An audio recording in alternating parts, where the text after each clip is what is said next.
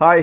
S-400 ప్రతిభా పాటవాలను పవన్ కళ్యాణ్ ఒక భిన్నమైన రీతిలో పొగిడారు. చాలా మంచిగా కవితతో ఆయన పోల్చి చాలా భలేగా చెప్పారనమాట. ఆయన ఒక ట్వీట్ చేశారు. ఆ ట్వీట్లో ఏం చెప్పారంటే, ఎలుకలన్నీ చేరి సముద్రము వలె ఘోషించినప్పటికీ ఏమి హాని జరుగుతుంది, శేషనాగు చేసే ఒక్క హుంకారం మాత్రం చేతనే అవన్నీ నశిస్తాయి అని. ఇది తమిళ కవి తిరువళ్ళూర్ రచించిన తిరుక్కురళ్ అనే ఒక గ్రంథంలోని లైన్స్ అనమాట ఇవి. ఆ లైన్స్ని బేస్ చేసుకుని ఆయన ఈ S-400కు ఆపాదిస్తూ రాశారు. వాస్తవానికి S-400 మనం ఏమంటాం, సుదర్శన చక్రం అంటాం అనమాట. సుదర్శన్, దాని పేరు సుదర్శన్. అంటే సుదర్శన చక్రం లాగా మన మీద వచ్చే దాడులను అడ్డుకుంటుంది, తిరిగి దాడి చేస్తుంది. అందుకే దానికి సుదర్శన్ అని పేరు పెట్టింది మన భారతదేశం. ఇది మన భారత రక్షణ వ్యవస్థ అమ్ముల పొదిలో ఒక అద్భుతమైన ఒక అస్త్రం అన్నమాట ఇది. అంటే సుదర్శన చక్రం లాంటిది అని చెప్పాలి. ఎంత పవర్ఫుల్ అంటే అది పాకిస్తాన్ 26 చోట్ల మన మీద దాడి చేస్తే 26 చోట్ల కూడా సమర్థంగా ఈ S-400 వెహికల్స్ అడ్డుకున్నాయి అనమాట. ఇవేం చేస్తాయంటే అది ఎక్కడున్నా గమనించి వెళ్ళి ఎదురు దాడి చేసి గాల్లోనే ఆ క్షిపణిని డిస్ట్రాయ్ చేస్తాయి.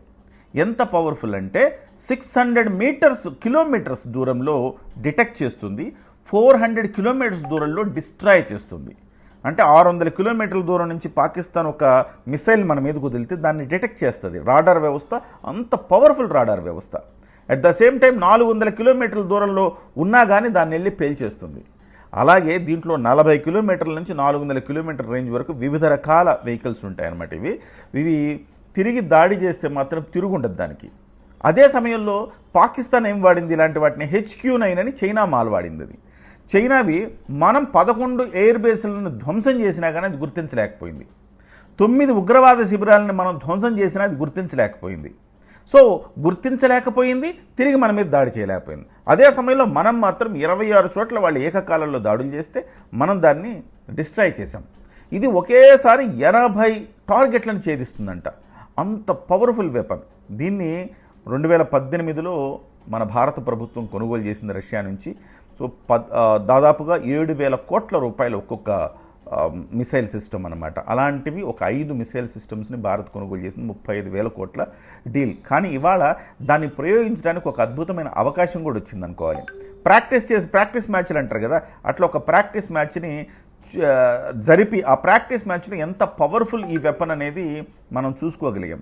దీనికి సంబంధించి పవన్ కళ్యాణ్ గారు చెబుతూ S-400 ఎంత పవర్ఫుల్ అనే దాని గురించి చెప్తూ, ఎలుకలన్నీ చేరి సముద్రము వలె ఘోషించినప్పటికీ ఏమి హాని జరుగుతుంది, శేషనాగు చేసే ఒక్క హుంకారం మాత్రం చేతన అవన్నీ నశిస్తాయి అంటూ ఇది ఆయన ఒక ట్వీట్ చేశారు.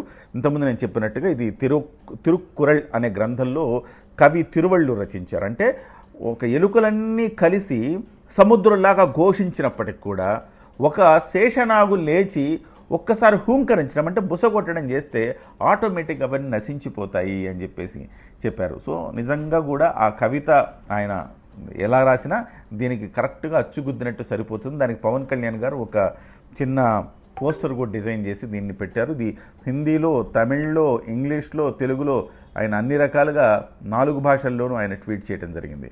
ఎనివే S-400 అనేది నిజంగానే మనకు ఒక సుదర్శన చక్రం అని చెప్పాలి.